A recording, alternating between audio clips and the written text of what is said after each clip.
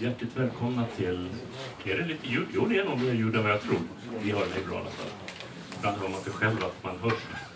Men ni kommer föra mer om den här underbara musiken som vi redan hört exempel på senare. Men först kommer våra samtal här på scenen. Olika människor som har träffat Harvey Tristan Cropper i olika sammanhang kommer vara här på scenen och prata om sina möten med den här fantastiska konstnären som jag önskar att jag också hade träffat.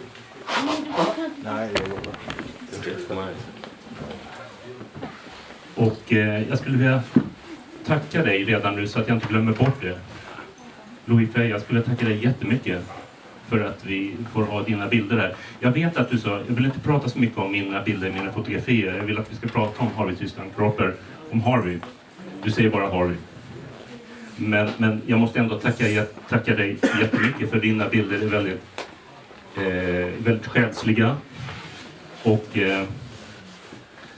det märks att ni har varit goda vänner. Dina fotografier är verkligen konstverk, de också. Du ska prata lite närmare. Ja, tack.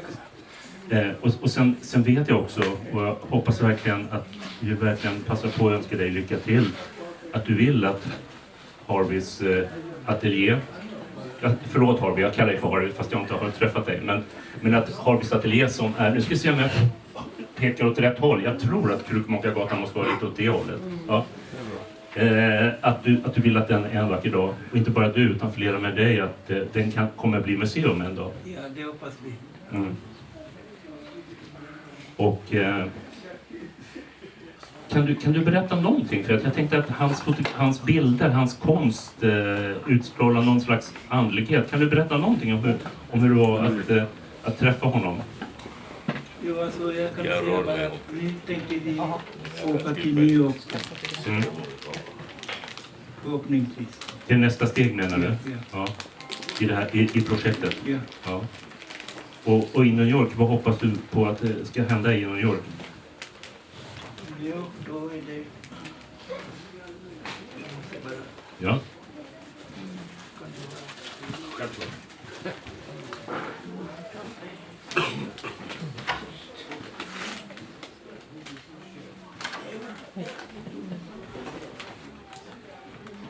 Jo, i New York då har jag en syster som jobbar där då.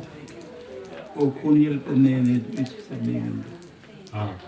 Är det redan bestämt eller? Jo. Vad roligt. Och ja. Och när blir det? Då måste vi ha en budget. Ja, självklart. Mm. Men kanske nästa år eller? Typ, ja. Ja. Men jag önskar all lycka. Tack. Mm. Men jag har förstått att ni hade en fin vänskap, du och Harvey. Jo, absolut. Hur träffade du honom? Det var genom Lefifi Tladi då. Okej. Det var genom Lefifi som jag träffade här. Visst har vi flera mikrofoner annars. Vi kan turas om med mikrofonen här. Det är Lefifi Tladi, det är genom honom som jag fick träffa Harvey överhuvudtaget.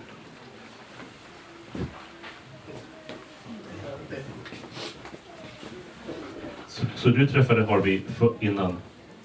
Ja, jag träffade Harvey 1980 and my svenska är still fortfarande dåligt. We can talk English. You can talk English if you wish. It's no problem. Yeah, you know, I'm one of these Africans that are like white people. When they come into our country, they never learn our languages. So I said, fuck it.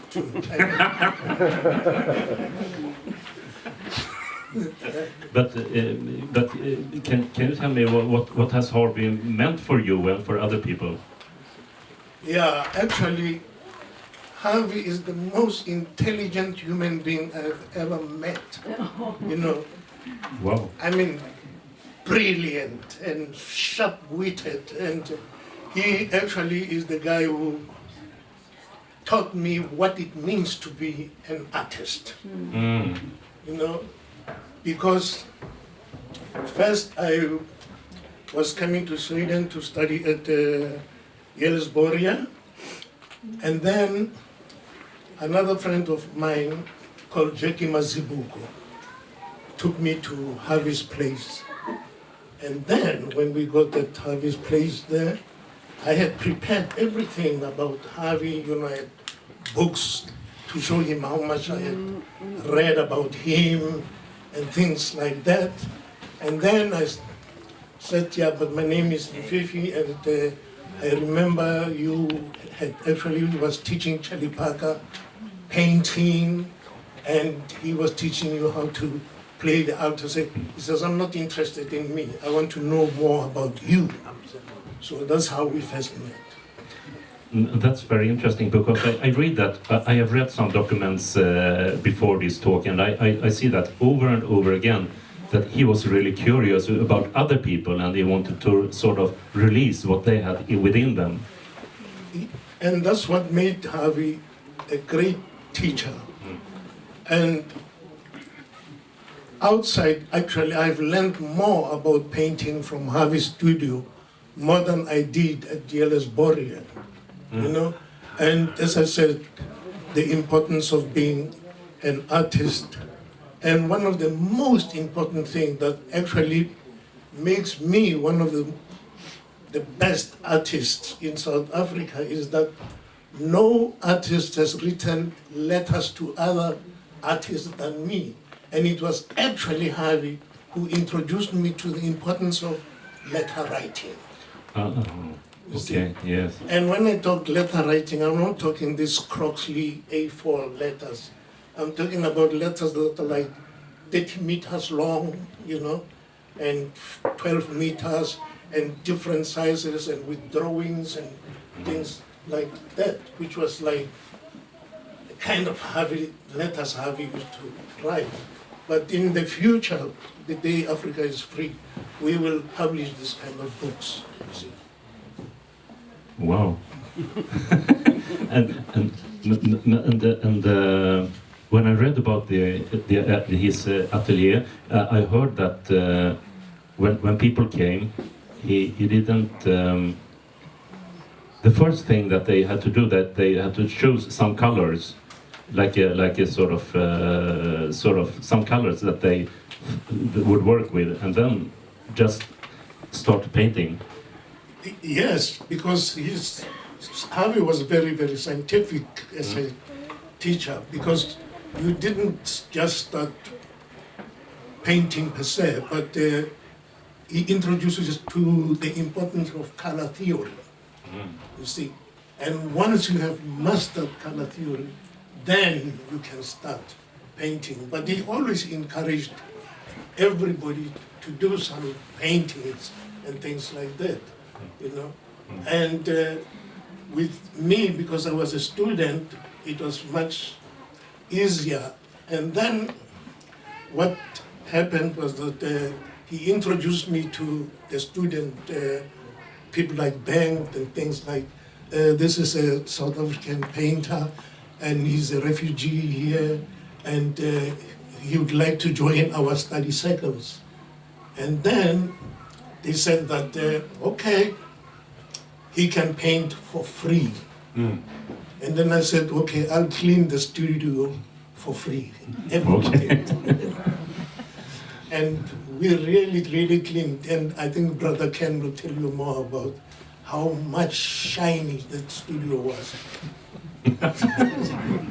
Because you cleaned it very much. Absolutely. And also, there were times when we were poor, like real poor, and didn't have.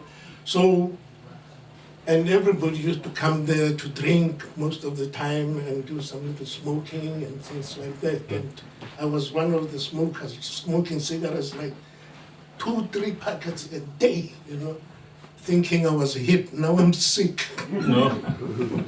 Everybody thought that they were hip. They were Marlboro Man, everybody. Yeah.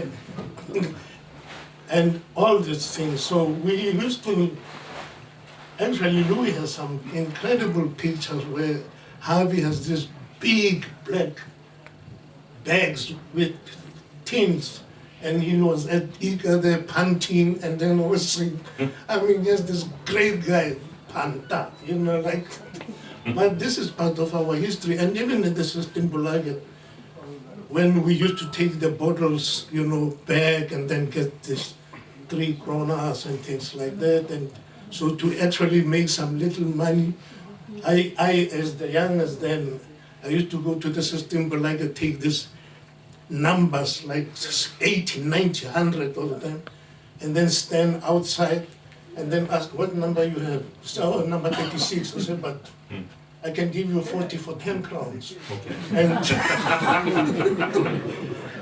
And then we collected lots of, by the time the Systembolaget closes, we have 3, 4, 5 bottles of whiskey, and it's really cool. It sounds like a place you want to be. Yes, because Harvey's place was like a real serious university, With long discussions. and deep discussions and variety. Art history, jazz, and it was everything, because we were quite and lot of things about medicine and things. But to give you a very good example of Yes, please. how Harvey was informed, there's a very good friend of ours called Claude Philogène, the second most educated black man I've ever met, too. And Claude and Harvey, they were talking about mushrooms and how you get high on mushrooms and things like that, and if you mix this mushroom with that, and they were not just talking mushroom, but using this Greek and Latin names, like, if you take the mushroom, the vezivuzu, and you mix it with the zanzivuzu, and then you get the high like this, and then, the sinfuzu, and things. And I was feeling like, are these cats jiving? But as a student, I took a pen and wrote all this Latin and Greek words, and then went to Claude's library, which was an impeccable library, and took a dictionary of botany. They were all right. And I said, shit. Oh, yeah. Now we talk about really informed people. Right. Yeah. So, and the discussions went on all night, right? Yes, all night and sometimes. But I was one day extremely happy, because Harvey had this thing we call didactic niggerism, like superiority. And he wouldn't be touched by anything. But that's why I say I got so happy, because I made him angry, Because he was superior. You wouldn't make Harvey angry over nothing. He understood everything. But there was this friend of Harvey's who owns the Amsterdam News in New York. And then he came there. Harvey had just published this book called The Five Senses. And then he came there, Harvey gave him the book, and there was also Ibrahim El-Karim, friend of ours, painter from Sudan. And this guy invited us to his apartment. And when we got to that apartment, this whole wall was full of, all the brands of whiskeys and vodkas and cigarettes and things. And he didn't even pay Harvey for this book, And I had bought the book for 4,000, and here's this millionaire taking it for free. And then I just decided, the African thing, or the N-word thing, I just decided that, fuck this kid, actually. I started stealing these bottles of whiskey, putting them in my bag, and the cigarettes and things.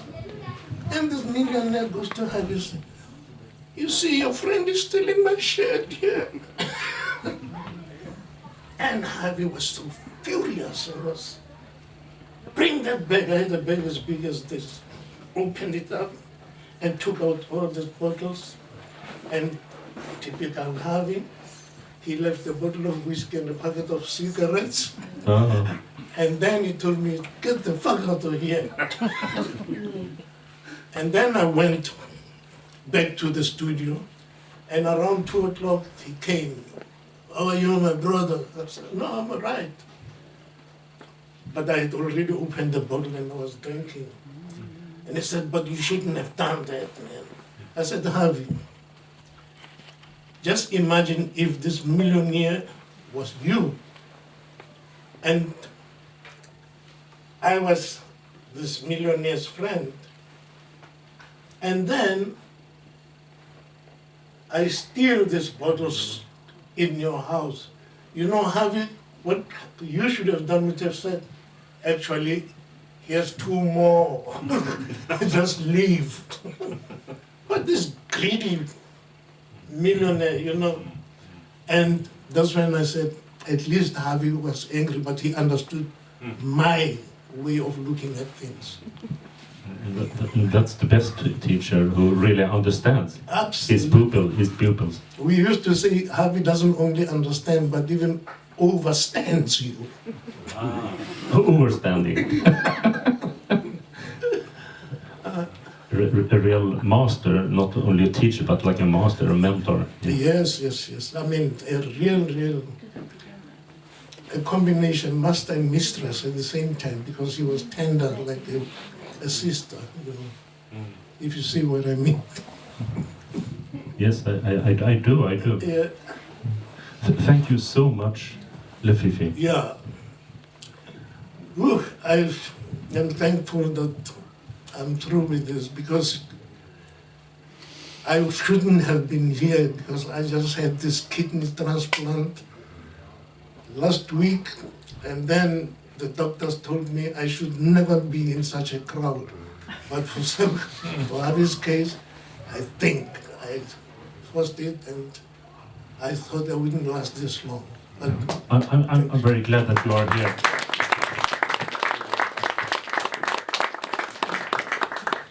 Tjena!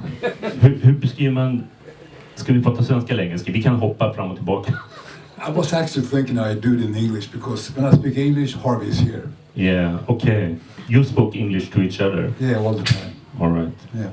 And you're an artist, you're a poet? Yes, I am, yeah. And I had heard about you before the planning for this, and because I have read your book that you've done together with Ulf Lundqvist, Backrow, a very nice comic. Okay, yeah, thank you. Thank you. About the Rome.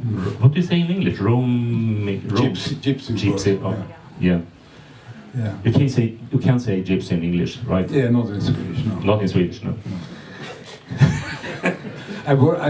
This is a very parenthesis, because I worked on a gypsy magazine for 20 years. Mm-hmm. But that's nothing to do. But actually, Harvey did illustrations for this magazine. He did, yeah. But did you meet Harvey through the art or through the poetry or both? I'll tell you a story. Sure, please.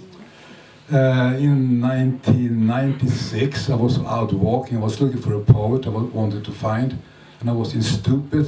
Everybody knows Stupid. And I went inside this pub, and I was sitting down there drinking a beer. And I saw this really tall guy playing the roulette. I said, who is this guy? He was very interesting. So when he was finished playing, I walked over to him and started talking to him. He said, my name is Harvey, and I'm an artist. And we started talking, and I've been painting too, but I haven't been painting for years. So we spent like a few hours talking in the pub before they closed. Then he invited me up to his studio. So I walked all the 5 flights of stairs up to his studio on Krukmakargatan. And we kept on talking through the night. And I slept there that night. And in the morning, when I woke up, he had some baked beans we shared for breakfast. And from that day on, Harvey was the best friend I ever had. And I think I read somewhere in you have written a very beautiful article. You can see it if you Google for Harvey Tristan Cropper. I think you mentioned that it was like you have known him forever. Yeah. Just right on. Yeah, yes, I don't know. It was like meeting someone you know all your life within an hour or so. I mean, it was. Yeah, it was sorry. My best friend. Yeah. So. Yeah, thank you. Did you meet at his studio? Yeah, he invited me up to the studio from the pub, and I slept there. And I woke up in the morning in his place. We carried on talking, and I went there every day for years. Right. And I started to paint again. And since then, I had many exhibitions, and he taught me such a lot. And like Lefifi was telling you, this place was full of people every night. And it was such a great feeling just sitting up there painting, and everybody was talking, and it was like a party going on all the time. It's like Andy Warhol, almost like a factory. Yeah, it was something like that, yeah. But then Andy Warhol, everything was about him. It's sort of, with Harvey, it was more that he sort of... no, he never wanted to exclude himself. No. But he was always the center of the conversation, because he's such, like Lefifi said, he knew everything. I never met in person who was so knowledgeable about so many different things. What did you talk about? Anything from philosophy, religion, painting, art, artists, jazz. There was always a lot of talk about jazz. And what's his name? Parker? Can someone help me? This other African guy who was his good friend up there, who's also very knowledgeable about jazz. From Nigeria. Larry Shikari, thank you. He and Larry Shikari, they could sit like for hours discussing jazz. And both of them was like encyclopedias of jazz.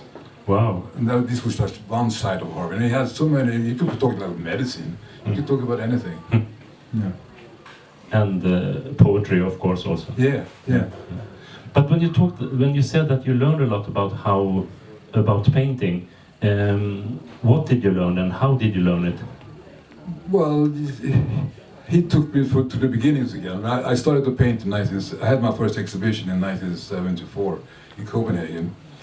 But he took me through the beginnings again, like how the colors work in contrast to each other, how you have to make a color scheme like this with all the colors. You can see how they look like when they dry, etc., etc. And when I was painting, you to come and like, oh, you should maybe do like this instead, and give you suggestions of changing something in the painting, and it was always for the better. Yeah. Wow. Yeah. You said that you also had a poem that you wanted to read. I do, yeah. Before I do that, I like to tell you another story. Yes. The last one I'm going to say is just before Harvey died. He was in the hospital, and he was really in a bad way. And I was up there visiting him a few times, and he was like really just coughing. He was full of phlegma, and it was really in a bad way. But the last time I saw him, it was like all that was gone, and he was glad and he was happy. He was sitting there for like 1 hour, 2 hours or something, and we reminisced about all the things we've been through together. And the day after he died. Oh. So it was like he had a last breath of free air the day before, yeah. Like liberated or something, yeah. Yeah. Oh. Yeah, I'm going to read that poem. No, or if there is something more you want to say. No, I was actually planning to tell you those two stories. How I met and how he died. Okay. You hold it for me.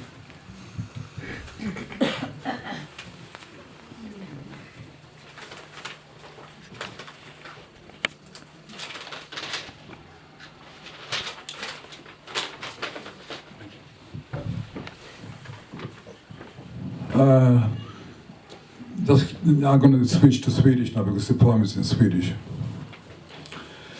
Den här dikten skrev jag alltså efter att han hade gått bort. Och jag läste den här i kyrkan på hans begravning. Och jag försökte sammanfatta lite grann av vårt liv på något sätt. Det heter Bättre sen än aldrig. Vi talade om konst och musik, om kubister, surrealister, dadaister och renässansen. Om konsten som ett hantverk, om konsten som ett måste uttryckas, som ett vapen mot ondskan, som inspiration för en tid som behöver allt hopp den kan få. Vi talade om zen och sufism, om Aleister Crowley, Antonin Artaud. Vi talade om krig, vi talade om kärlek, vi talade om livet, vi talade om döden. Vi talade om alla jazzlegender, om tiden där Charlie Parker bodde hemma hos dig i Harlem. Vi talade om Afrika, Västindien, hans pappa som var apotekare och kom från Saint Vincent, om komposition och färgsättning. Vi talade om ryska mystiker och drog historien om sånt vi varit med om. Vi talade om våra fruar, vi talade om våra barn. Vi kunde tala om vad som helst och vi kunde också vara tysta i flera timmar. Harvey berättade om sin tid i Korea. Jag talade om min tid och mina år i Turkiet. Han talade om muskler och skelett, om hur träd och plantor växer. Jag berättade om livet i en favela i Rio. Harvey talade om sitt möte med en zen-munk i Japan som lärde honom sumi, tuschmåleriets konst. Och jag berättade om min tid på Bolton College of Art. Vi talade om kolonialismens gissel, om slaveri och om all den girighet som finns. Vi talade om Wittgenstein och Russell, om tystnaden som utgångspunkt för den kreativa processen. Om det man inte kan tala om. Han gav mig recept på olika medium, han fyllde mina dagar med värme och en eftertänksam glöd som fortfarande dröjer kvar. På morgonen var det P1 som gällde, sen slog hon över till P2. Uppstoppade fåglar och skelettdelar lyssnade till bars. Just innan snön började falla på de snedställda takfönstren. Med knotiga fingrar jobbade han in i det sista och nu finns bara berget kvar. Tack. Det var fint, jättefint. Det blir lite antiklimax, men man måste ändå fråga dig ett par saker till om det är okej. Det är lugnt. Kör. För jag tänkte på, det återkommer ju också när man läser om Harvey, så återkommer det zenbuddhismen, Japan, tystnaden. Ja. Kan du säga någonting om de punkterna? Alltså det var lite flummig fråga. Ja, lite grann. Men så här är det, att jag har ju själv en stark koppling till Japan. Jag har varit gift med japanska och en av mina bästa vänner tidigare var också japan. Han satt med mig i ett turkiskt fängelse mellan 68 och 73. Just det, Midnight Express. Precis. Och så att jag har en så ska jag säga, någonting inom mig fortfarande inte japanskt på något konstigt sätt. Ja. Så att han hade ju väldigt stark koppling till Japan eftersom han lärde sig måla av en munk i Japan. Det är på 50-talet tror jag. Och just zen-buddhismen är ju väldigt speciell. Det är mer av en filosofi än en religion på något sätt. Och mycket jag har i mitt liv är zen-inspirerat, måste jag ju säga. Jag tänker det är nästan som musik, att man går in i en tystnad för att sen kunna spela igen. Man måste ju pausera för att kunna hämta kraft och så. Ja, alltså tystnad är ju viktigt för utan tystnad kan man ju inte göra musik till exempel. Man måste ha pauser mellan noterna. Och den här andligheten som också återkommer. Jag ser det inte som andlighet på något sätt. Nej, men det kan man tolka som man vill. Det kan man tolka som man vill. Men jag ser det mer som en slags stor personlighet snarare. Och som, att man kan ha så mycket kunskap och förståelse hur världen fungerar. Stort tack, Bengt. Tack själv. Och tack Louis.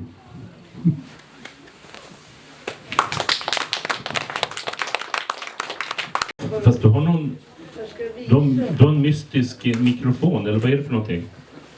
Det är inte riktigt en mikrofon, men det är ett medel. Det är den här penseln. Du kan prata in i mikrofonen, annars hörs det Det inte. här är en Sumi-pensel. Vad är det för någonting? Det är en pensel man river sitt tusch själv. Och en sten. Vänta, jag har stenen här. Ska vi backa ett steg bara? Jag har inte presenterat dig. Du är konstnär, eller hur? Serietecknare och konstnär och satiriker och med mera. Och Det är hon som har gjort Ja, ett jättefint porträtt av Harvey som sitter mot ytterväggen där borta. Bredvid utställningen. Tack. den har olja på duk. Tack för att vi får låna den här. Ja, den är din. Men förlåt, jag avbröt dig. Hur gjorde man sen med penseln här, sa du? Man målar. Okej. Man river tusch. Det här var vad Harvey lärde sig i Japan och den här munken. Man har vatten och så river man så och då blir det tusch. Och sen så använder man penseln. Och den här penseln kan göra allt. Den är som en Sankt Bernhards hund om man jämför med en chihuahua. Den kan göra en tunna till linje. Och man kan trycka in och man kan göra grejer. Alltså det är en enastående pensel. Det spetsar om det blir våt. Ja. Det kan man inte tro, för den ser väldigt bred ut nu. Det är varje hår. Wow. Stackars varg. Men i alla fall. Men vargen får fortsätta att jobba för oss nu i alla fall. För konsten. Vad sa du? Vargen får jobba för konsten. Ja.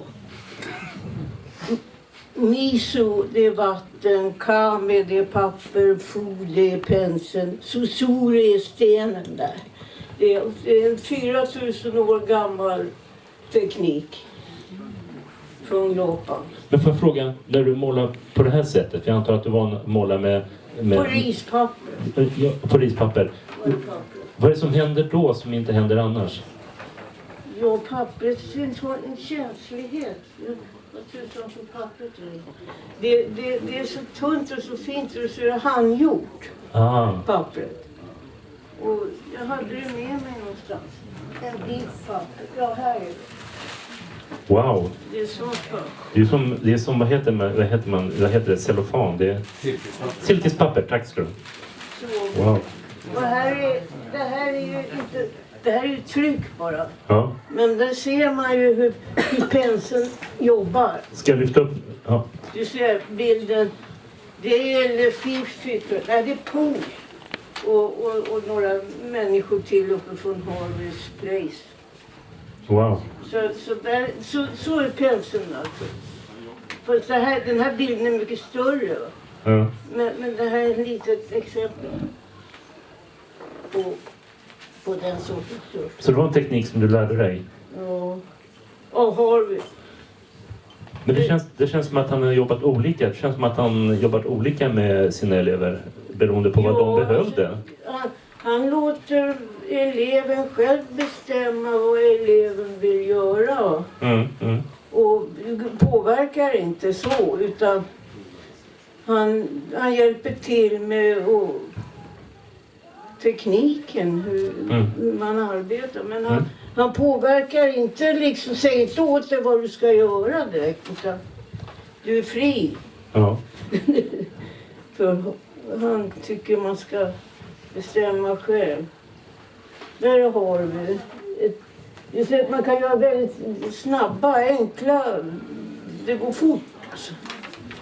Det blir nästan som sån här japansk kalligrafi, eller hur? Det är nästan så. Ja. Det är ju det därifrån det härstammar. Det här är ju vad jag själv har åstadkommit av den här tekniken. Var och en gör ju sin egen tolkning. Men i Japan, där har de ju traditionella bilder. Det är tallar och berg och vatten och guldfiskar och bamburör och såna här grejer. Jag ställer en fråga. Ja.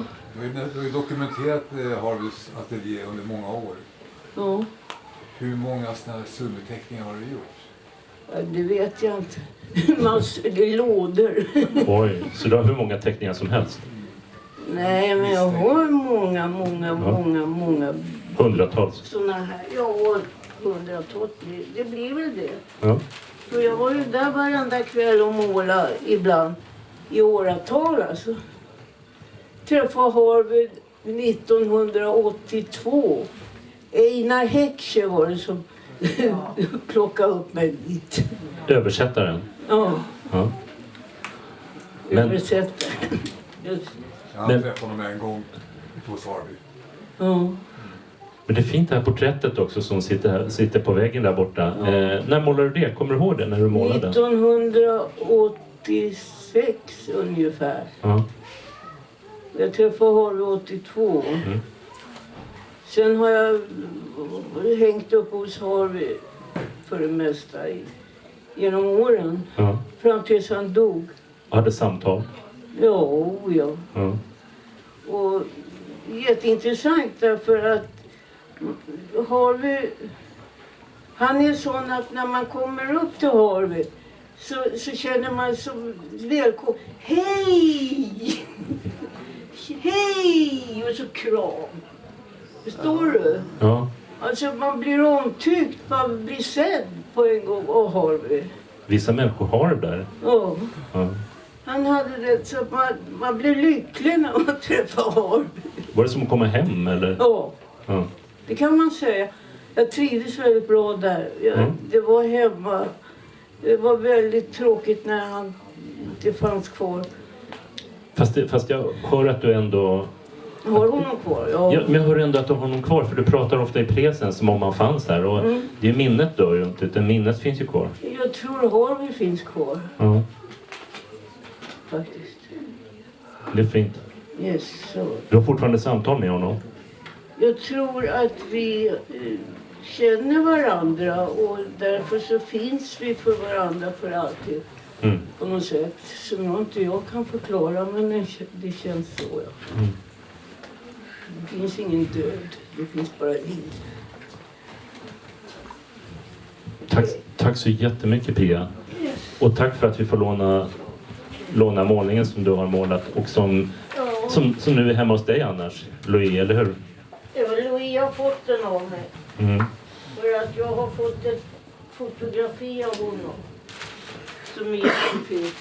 Och det är väldigt fint att den där sitter på väggen bredvid Harveys målning av frukten. Jag tycker Det är nära. Ja, Det är verkligen det är fin. nära.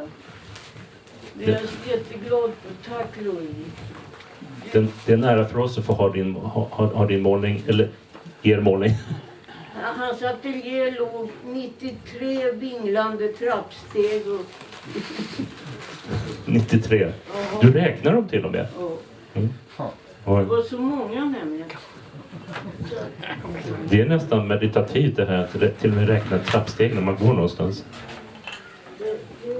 Okej, men jag plockar med mig det här så på nästa talare snacka. Okej. Men Pia, tack så jättemycket och tack för det du gör. Din konst.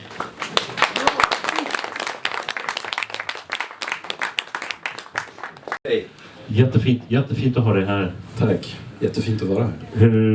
Hur ska man presentera dig? Nathan Hamelberg, journalist, krönikör, från ETC, arbetaren. Och Gudson till Harvey kan man också. Men, ja. Kan du berätta någonting om det? Ja, men han hade flera gudbarn. Lefifis dotter, Klara, till exempel också. Tuva, här, Tuva också. Ja. Sheriff har många barn, men nej, men jag kan säga att väldigt mycket så här takes a village to raise a child. Han känns som att omvänt att han hjälpt väldigt många på vägen. Och jag tänker för de som är en generation äldre än mig, många av er här är, så han även för dem lite en så här fadersfigur liksom. Jag tror att bara det faktum att han och Clifford Jackson och Allen kom hit först på 50-tal. Det är som att de var sån här liksom recon squad som tar reda på hur det fungerar. Liksom. Och jag träffade honom aldrig i något annat hem än på Krukmakargatan. Så jag kan inte uttala mig om hur det var på till exempel på Fjällgatan och sådär. Men jag tror att Stockholm, alltså Sverige är ett land som är så här, i vår mentalitet finns det liksom en sorts så här tilltro till systemet som är väldigt stark. Att så här, eller det var så förut kanske, inte idag, men så här, vill du ha ett jobb då går du till Arbetsförmedlingen och ställer dig i kö. Vill du ha bostad så ställer du i Bostadsförmedlingen i kö. Och vill du ha plats så kan du söka om att liksom få, jag vet inte, hyra en lokal på Folkets hus eller någonting. Liksom så. Och det där funkar ju om man är insider, men det gör inte det om du är outsider. Liksom. Och väldigt många som samlades hos Harvey var i någon mening lite outsiders. Liksom. Det var ganska många liksom, konstnärssjälar, väldigt många aktivistiskt sinnade, väldigt många barfotaakademiker och insiderakademiker i sig också. Så för mig, alltså, jag började hänga hos Harvey oberoende av att min pappa tog med mig när jag var i liksom mitten av tonåren. Så det var ju sånt där, det var liksom, det dansade i huvudet på en varenda gång man sitter och farbröder och några tanter som gör upp om intellektuellt världsherravälde med lite whisky till liksom. Och att han var så mycket så där, han var liksom Black Renaissance humanist.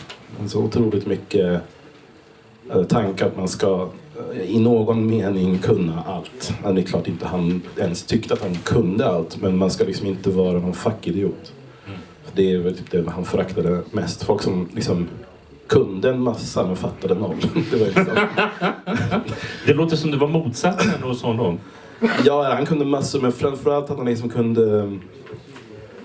Ja, men det, så helt plötsligt började han liksom sådär skatta och gnola. Och så bara... That was back. No, I'm kidding. It was bird. Och så liksom... Och så jag vet inte vad man har.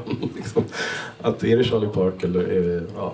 Och den där liksom att kunna göra så enorma paralleller. Titta liksom i så här figurativ konst. Och börja prata om allting som så här, ikonoklasti betytt för konsten. Och liksom så här, bara, sjukt svårt att hänga med. Men man bara, jag ska kolla upp det här sen. Det här ska jag kolla upp sen. Så det var ju, jag tänker också att det är en så här, väldigt så här, stark sak var ju också att svarta Stockholm och svarta Sverige var mycket mindre på den här tiden. Så beroendet av några trygga platser, om man ska säga, var mycket starkare då än idag. Jag är ju bortskämd nog och vuxit upp parallellt med hiphop, så de har ju fått lite av det ändå gratis liksom, om man ska säga. Men hans generation, då hade väl kanske jazzen en liknande betydelse. Att liksom en sorts, ett nod. Och jag tror att också folk som var liksom, vita svenskar som var kulturradikala och hyfsat progressiva graviterade mot det där också. För att det var så här är det liksom, här är det inte korrupt, här är tanken lite fri. Eller inte så liksom sönderinstitutionaliserad. Så mycket annars kunde det vara liksom. Och det där tror jag också, ja, det får ni gärna några andra fylla på. Jag vet att men Melvyn och Kenneth ska ju prata till exempel. Men att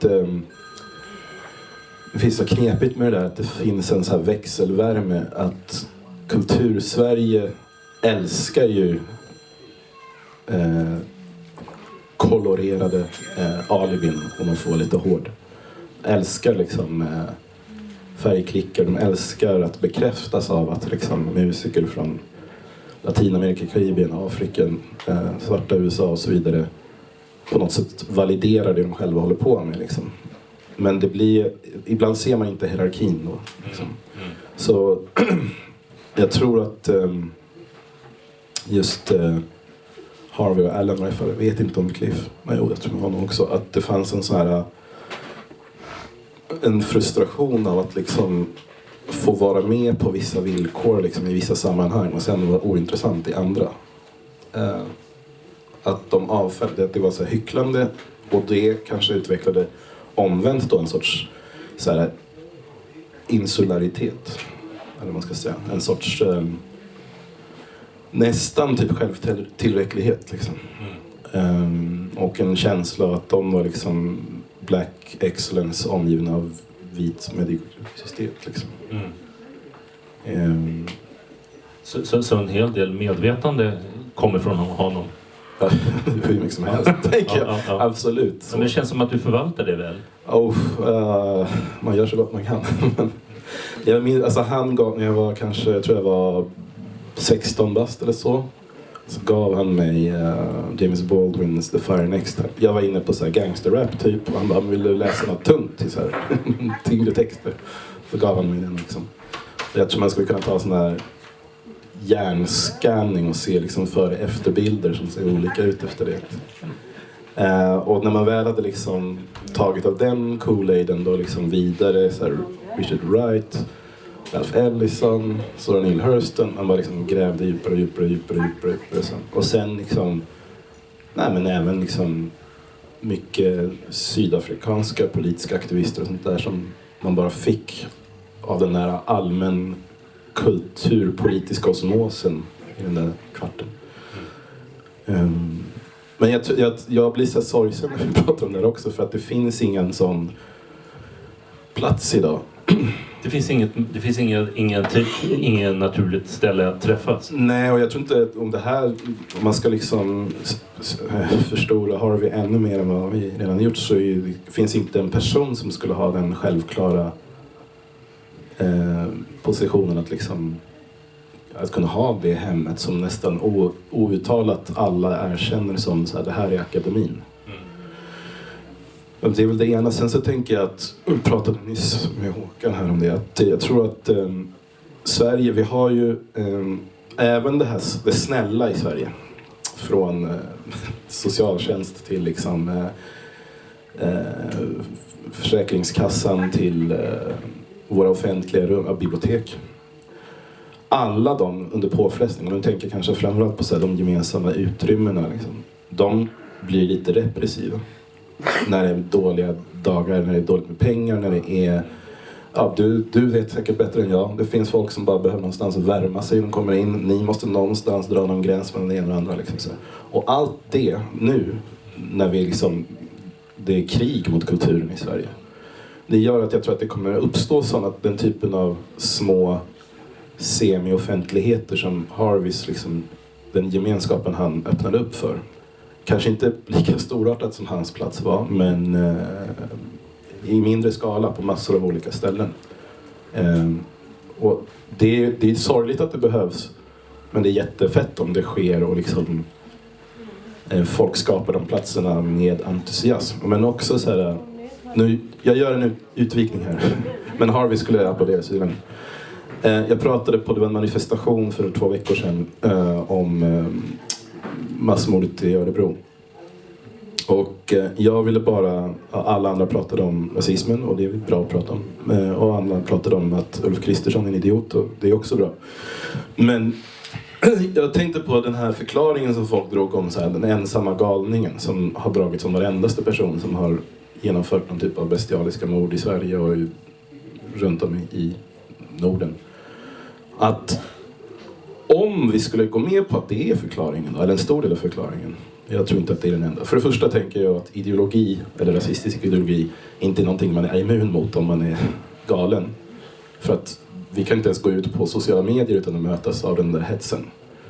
Så det är jättekonstigt att tro att någon som lider av psykiska problem skulle inte nås av det. Men om vi skulle vilja, tänk i en alternativ historieskrivning, när Ulf Kristersson bara BAM! Nu ska vi köra hårda tag mot de ensamma galningarna. Hur skulle det se ut? Jag tror att de hårda tagen skulle göra att vi skulle kämpa mot ensamheten, det vill säga skapa sammanhang som vi delar med varandra. För att det är den här liksom primalskriet som kommer ur liksom ensamhet som ibland leder så långt som till våld. Och sen det är ensamheten och galenskapen där. Jo, vi måste stötta liksom, det som tar hand om människor som lider. Vi måste stärka psykiatrin, vi måste stärka vården och det omhändertagande i vårt samhälle. Liksom. Och vad är det mer än kulturen, tycker jag? Alltså kulturen tar en på allvar, man blir lyssnad på. Alltså även kulturer som är jobbig och smutsig och svår och konstverk som är tunga. Liksom. De tar en på allvar och då får du vara med om någonting. Och när vi delar det, så som jag har gjort när jag växte upp mer eller mindre hos Harvey, det är skitviktigt. Det är ju som ett fucking vaccin mot ensamt galenskap. Vi kanske är gemensamt galna då, men det kan man göra något mer kreativt av. Liksom. Och jag tycker att liksom, andra har ju tagit upp det, hur Harvey liksom var nyfiken på andra människor. det är också en så här svinbra första sprutan i vaccinet liksom. Att vara nyfikna på varandra, liksom, att odla gemenskaper. Och sen om allt det där skiter sig så har Marcus Price ett projekt hur vi ska rädda den här kulturen då. Vi ska skicka ut den i rymden så att även om vi fuckar den här jorden så vi ska få med Harveys konst i det på något sätt också. På någon amerikansk rymdfärja eller? Ja, vi ska hijacka den.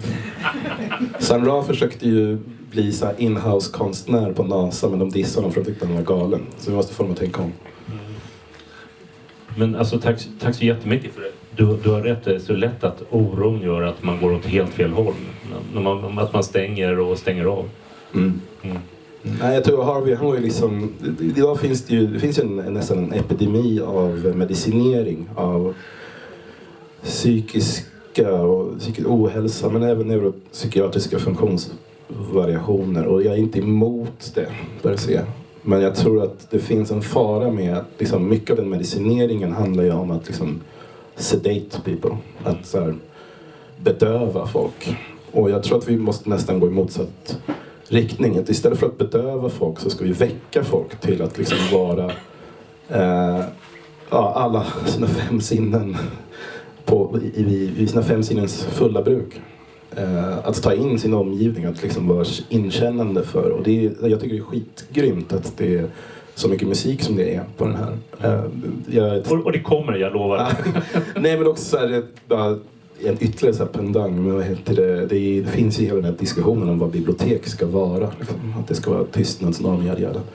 Jag tycker det är idioti att inte tänka att fler kulturformer och konstnärliga uttryck ska kunna ta plats. Bara det finns platser som är tysta, men allt ska inte vara det. Jag tycker det ska vara fullt av liv. Så det är skitbra initiativ där, Louis och Patrik. Tack så jättemycket, Nathan. Tack själv. Och lycka till med projekt och lycka till med skriverier. Tack.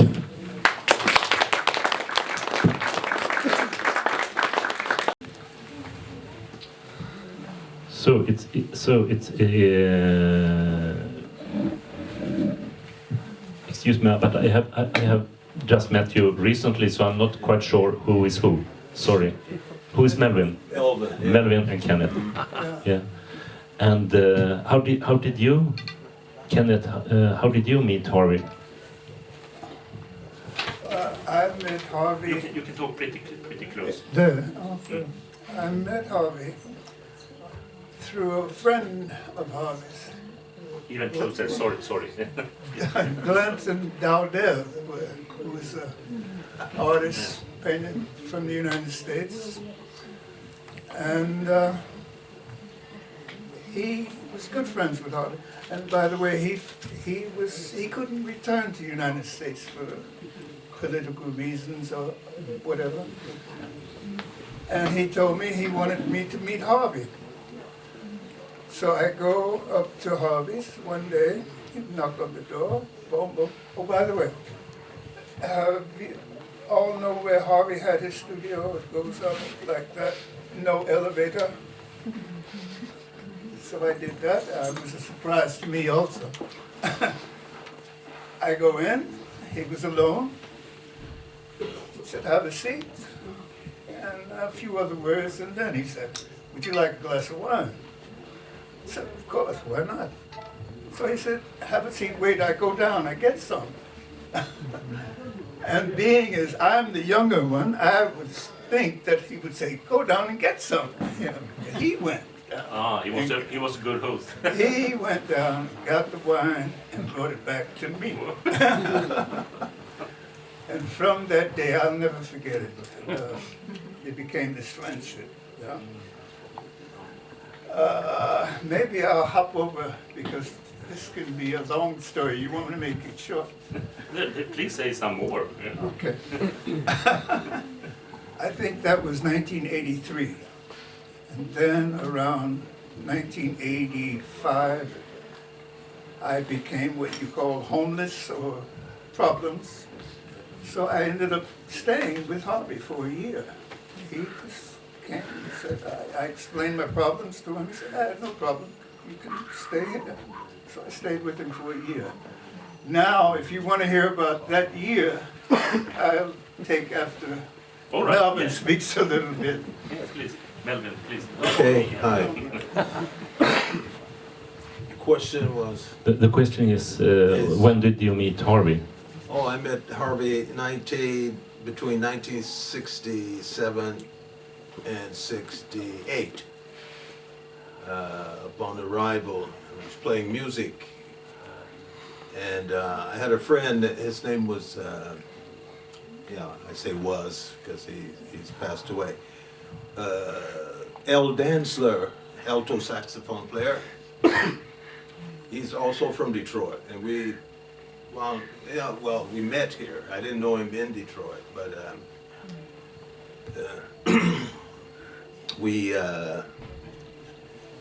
met, and we both were playing jazz. We were playing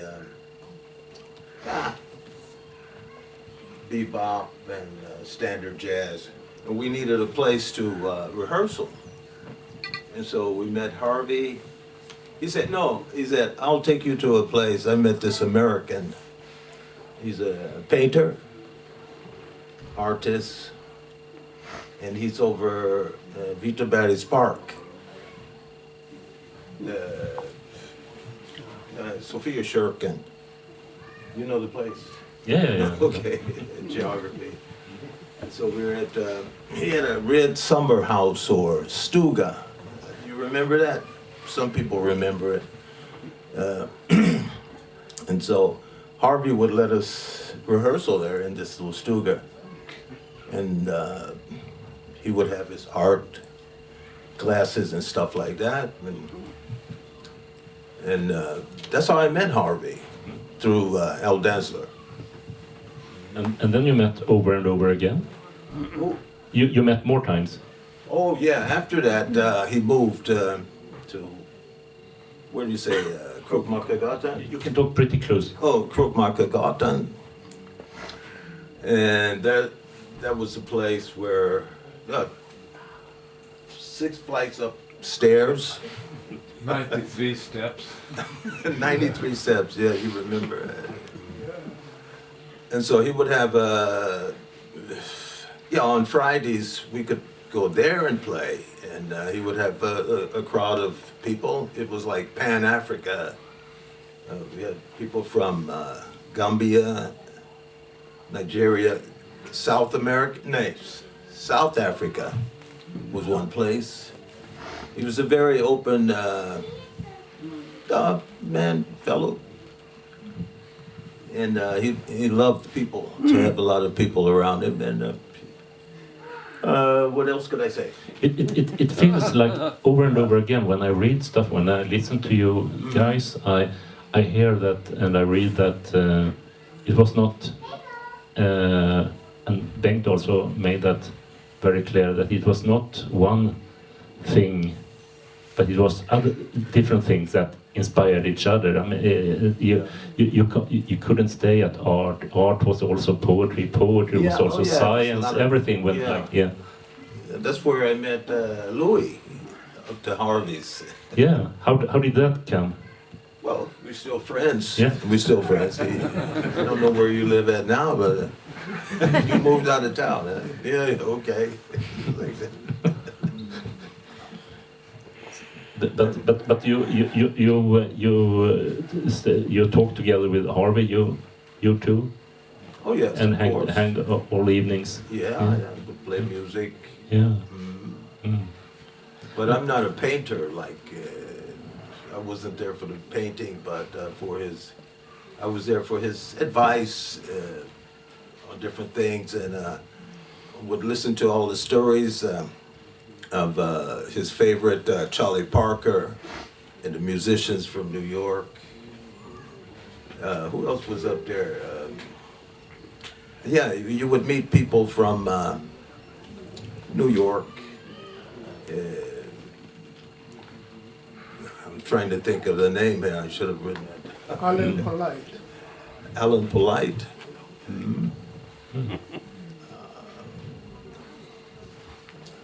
And what was your instrument? What is your instrument? Yeah, I was drumming. Drumming. Okay. Drumming, Yeah. And trombone. And trombone. Yeah, Wow. trombone, take it. Yeah.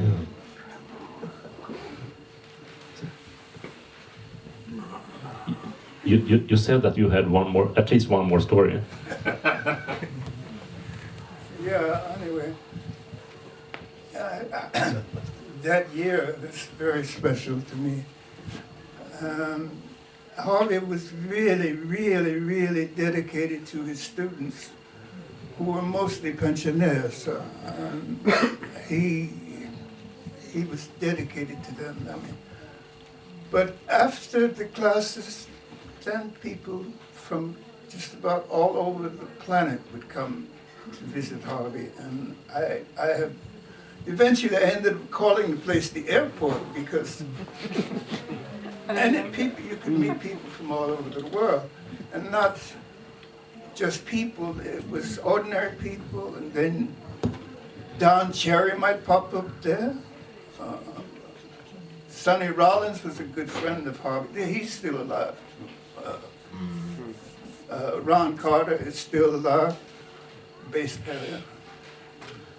But it was a fantastic year. And even after that year, when I moved, I eventually moved out. He got rid of me. Didn't get rid of me, but I found an apartment. I still continued at Harvey's, and it was still the thing going on, this thing happening there. And Harvey was one of the most generous people I've ever seen in my life. He'd give you his last 100 crowns if you asked him for whether you needed it or not. He'd give it to you. He had no money. He had very poor pay for that student thing, I think. He didn't earn much money, but he was so generous, very, very generous. Like I said, when he went down and bought me wine, left me in his studio alone. He didn't know who I was, whether I would steal anything. He didn't know me at all, never met me. And he trusted me in his studio with all that stuff that was there that I didn't know. If I was a thief and knew about it, I would have taken something, but he trusted me. And he was that kind of a person. He trusted people. And he wanted people to be like that, to trust each other, help each other. And I'll never forget that. And he practiced what I call, you can't keep it unless you give it away. And he did that. I don't know what else to say right now. That's beautiful to hear. When you give, you get. Yeah. You make things grow. I mean, when True. Yeah, I think a lot of people have forgotten that, so I'm very happy to hear that from you. Would you like to add something? Can't think anything right now. No, oh, sorry. but such a. I need a cup of coffee. I will give you sleep in here. You know. I should do as Harvey. You could sleep here, but we have sensors, so the alarm will go off in the evening. So it's not a good idea. Yeah. So, but thank you very much about talking about the different artistic things from Harvey and his. And I think the Lefifi wants to say something. Yeah. Please.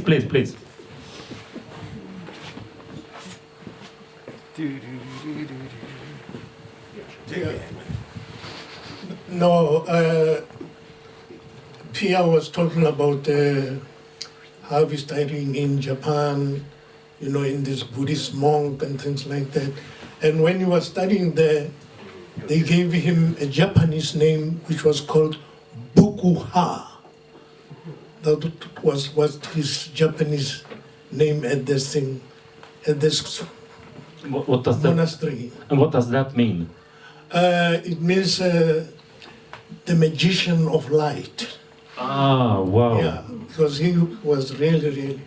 But then when Ken and them were talking here, I remembered a beautiful incident when he was turning 17. And then there was another guy called Brian Isaacs, who Harvey helped to become a refugee here in 1958, because they belonged to a group from South Africa that was made aware about apartheid and all these things. And then they said that I think they want to jump off. And then Harvey fixed that they get political status and things like that. But then when Harvey was turning 70, and then Brian Azek was talking about Harvey, I say, Harvey is the greatest man I have ever met. And Harvey said, there are two people who are the greatest men I know, and the first one is, and the second one is. I think it's better to sit down there. I mean, it just shows how sharp-witted Harvey was in terms of relating about Christ and the Buddha. I mean, Christ and the Buddha, yeah. And one time he told us a beautiful joke, and he had a sense of humor that was so incredible that he told us one joke, and then another cat, South African too, 2 years later was saying, that was funny, you know. And I said, you mean only understanding this joke 2 years later? Say, yeah, my brother. And the joke was actually about a dyslexic guy who wanted to paraphrase Karl Marx's statement and was saying, dyslexias of the world, untie.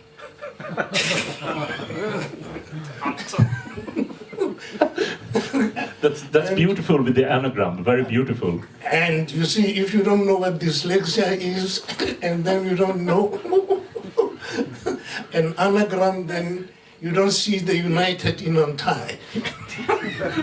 Thank you so much. And I believe that a truly humanistic person must have humor. Otherwise, I mean, you can't be a real humanist if you don't have humor.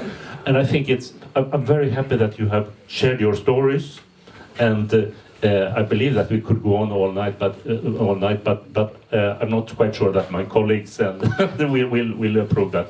And I think it's due time to listen to some music that some of you have heard before. So I would like to point out to some of you who are here. Baba Suso? Baba Suso, where? And Papa J Jammeh. And Lamin Touré and Robin Cochrane. Lamin Touré and Robin Cochrane. You are sitting there.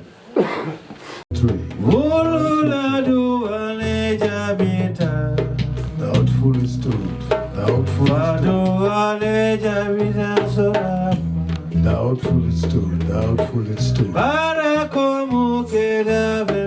Doubtfully stood, doubtfully stood.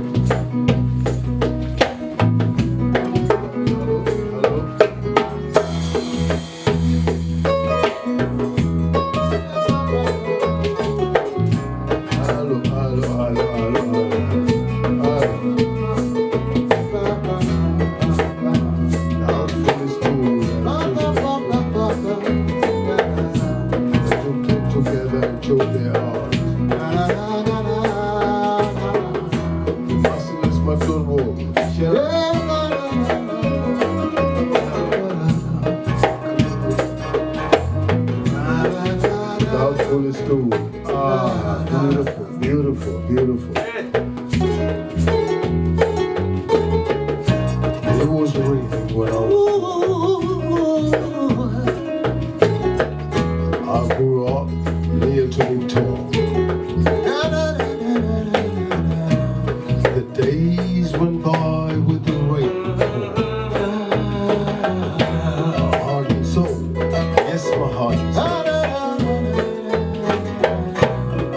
While they pounded.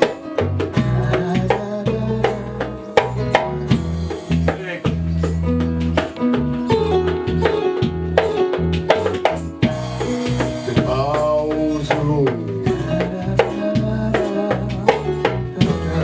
Yes, the boughs were low.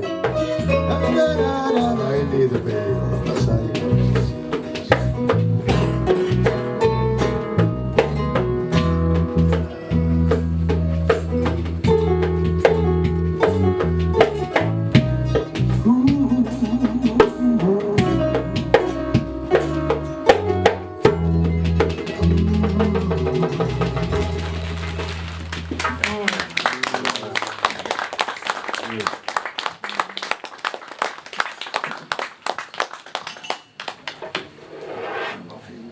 Harvey Tristan Cropper, harvesting souls and nurturing souls.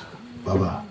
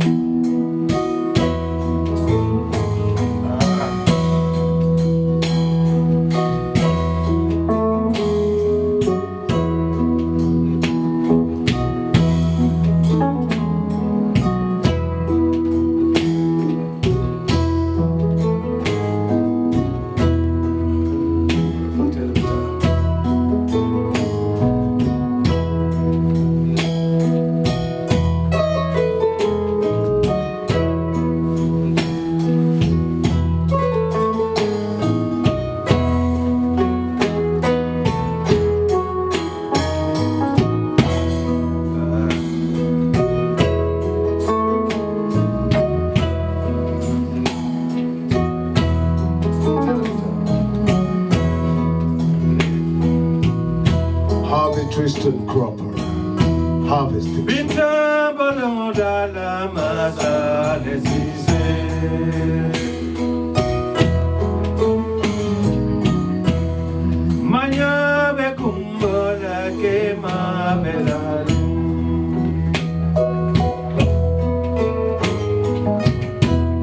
In the garden of existence, where spirits intertwine, a soul grows so strong. Yes, a soul grows resilient. Too strong the roots to be confined.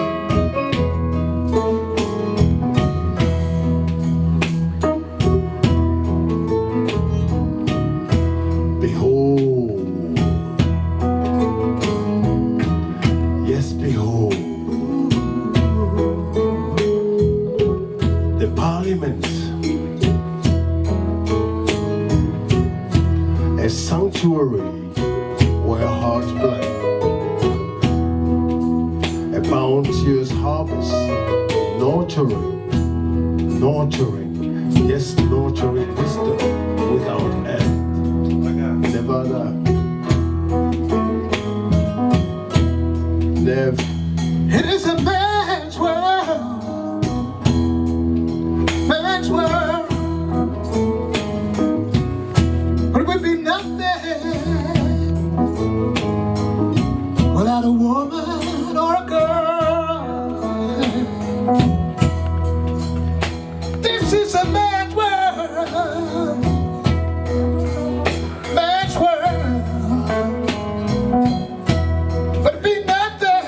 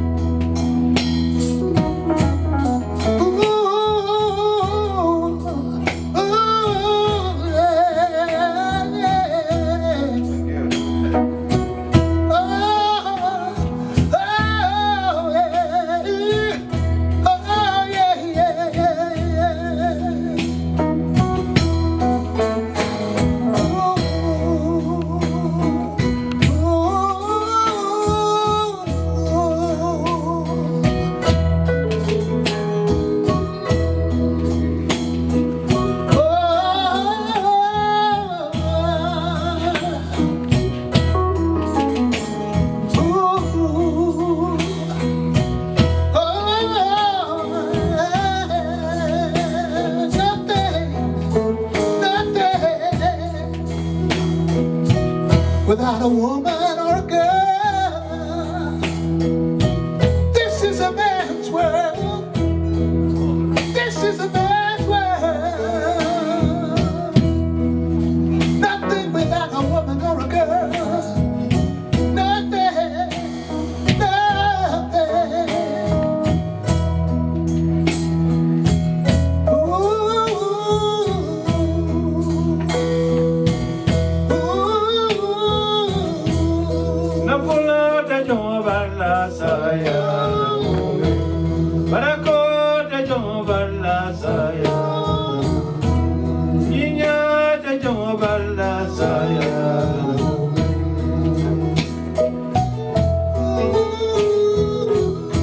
Wisdom twinkling in his eyes, seeing through your inner light. A warning whispers, yes, a warning whispers. Before the heat wave takes right, taking transforming shape. Yes, taking transforming shape, skin shedding, and powerful might. Baba.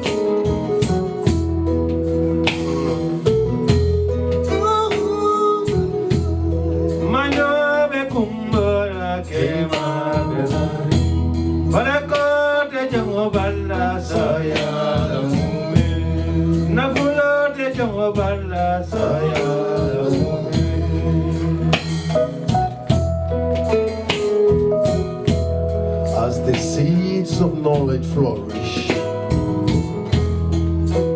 Harvey the ancient soul, connecting to spirits reformished.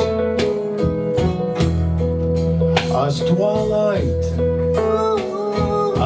twilight surrenders to dawn's gentle embrace, thoughts flow like a river. Yes, carrying us. Yes, carrying us.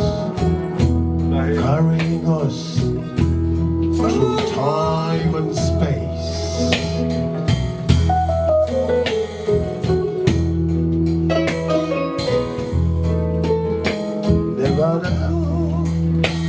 This is a man's world, a man's world,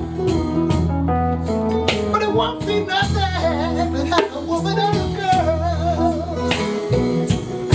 Nothing. Oh, this is a man's world, a man's world. It won't be nothing. Without a woman or a girl. Ooh, without a woman or a girl. Without a woman or a girl. Without a woman or a girl. Oh, from philosophy's depths. Yes, from philosophy's depths. To anthropology's gaze.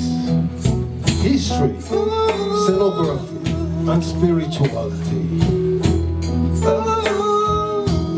Each discipline sets the stage. Art sing a chorus, while music fills the air. Poetry swirls of breezes. Yes, poetry swirls of breezes. What? Poetry swirls of breezes.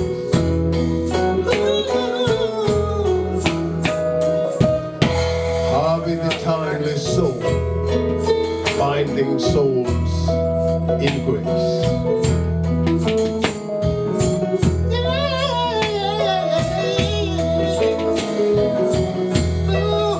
His presence, yes, his presence unites all.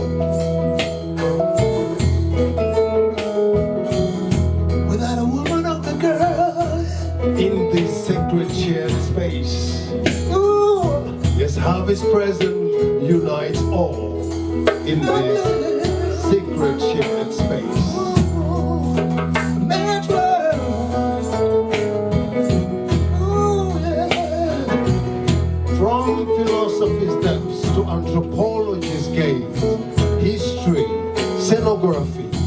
and spirituality. Each discipline sets the stage. Harvesting souls. Harvey Cropper, harvesting souls.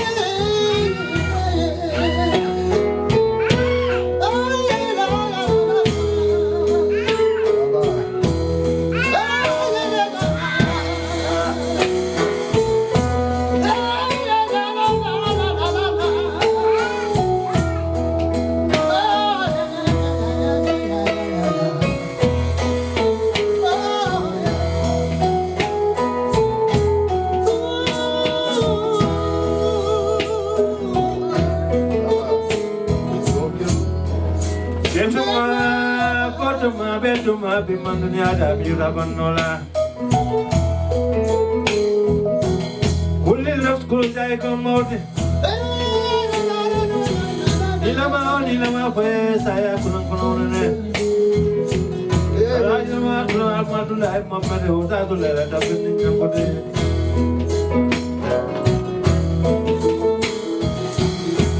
Barako tajam balla saya lamu. Napula te chamo balla saya, Darajo te chamo balla saya.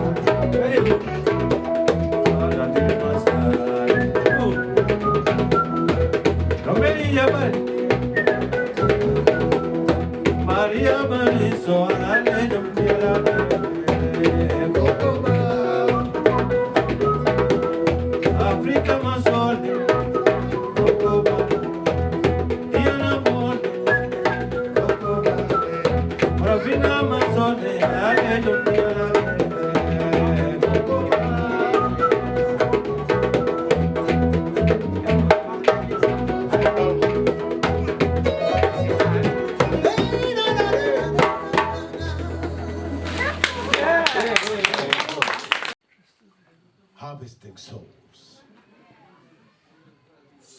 In the garden of existence, where spirits intertwine, a soul grows resilient. The roots too deep to confine. The parliament, behold the parliament. A sanctuary where hearts blend, a bounteous harvest nurturing, wisdom without end. Wisdom twinkling in his eyes, seeing through your inner light. Yes, wisdom twinkling in his eyes, seeing through your inner light. A warning whispers before the heat wave takes flight, taking shape, yes, taking shape, taking transforming shape, skin shedding and powerful might. Our seeds of knowledge flourish, Harvey the ancient soul, connecting spirits refurbished. As twilight surrenders to dawn's gentle embrace, thoughts flow like a river. Thoughts flow like a river, carrying us through time and space. Harvey Cropper, harvesting souls proper. From philosophy's depths to anthropology's gaze, history, scenography, and spirituality, each discipline sets the stage. Arts sing a chorus, whilst music fills the air. Poetry swirls and breezes. Yes, poetry swirls and breezes. Its essence everywhere. Harvey the timeless soul, binding souls with grace. His presence unites all. Yes, his presence unites all. In this sacred shared space. From the cleaner to the scholar of the mind. From builders of the future to, ladies and gentlemen, somebody is signaling me it's time. But thank you very much, ladies and gentlemen. A round of applause for Lamin Toure and Cochrane.